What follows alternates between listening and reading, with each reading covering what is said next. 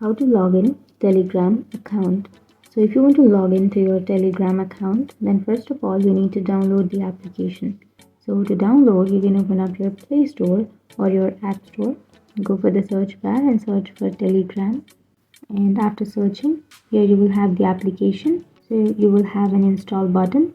Simply tap on install and install the application. And once you install the application, here on the right side you will have open button. Tap on open and then tap on start messaging, and here you need to enter your phone number. So simply enter your country code by tapping on that drop down bar and choose your country, and here you need to enter your phone number.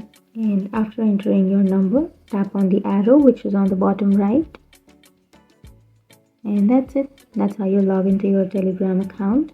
And if you have any questions, feel free to comment below. Thanks for watching.